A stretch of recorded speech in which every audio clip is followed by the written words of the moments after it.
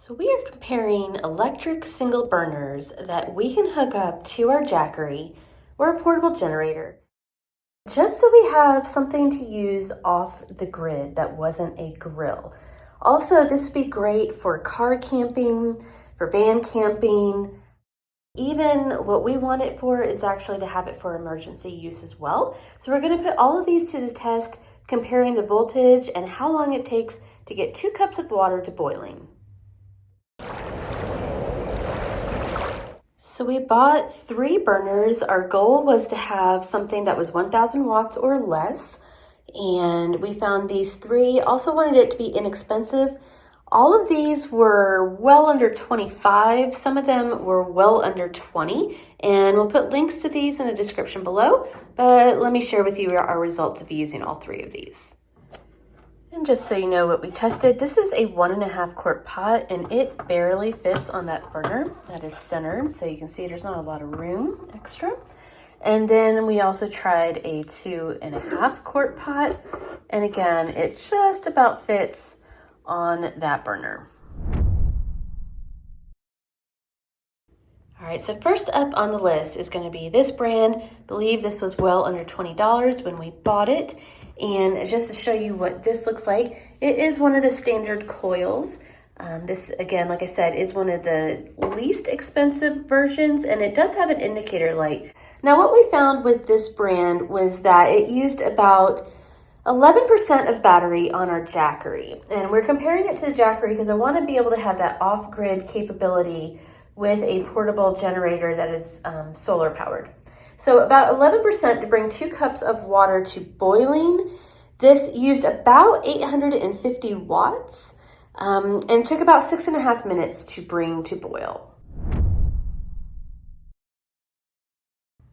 Another one of the coil type of burners that we tried was Elite Gourmet. This one has these handles that are on the outside, which might make it easier to grip and move, but we found that it's kind of cumbersome as far as storage.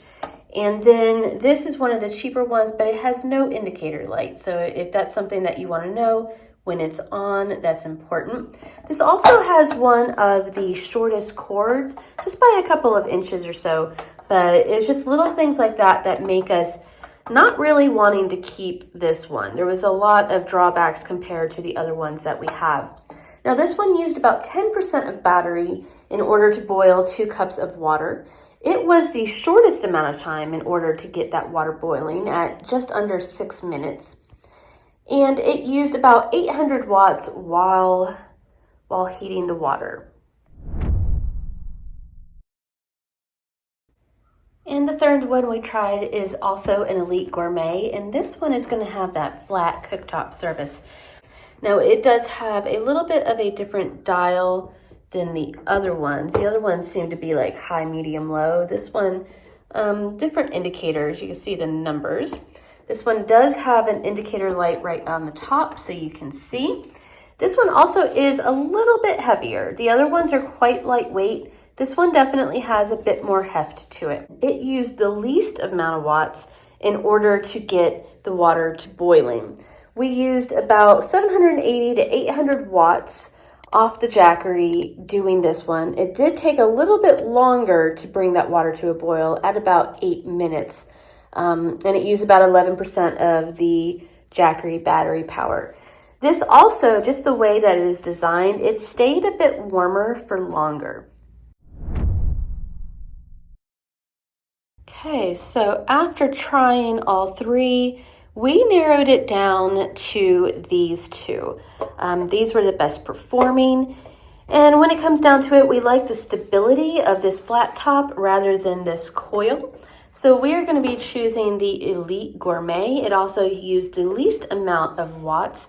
And like I said, we're going to put links in the description and the first pinned comment to these 3 that we tested so that you can check them out and look them up yourself.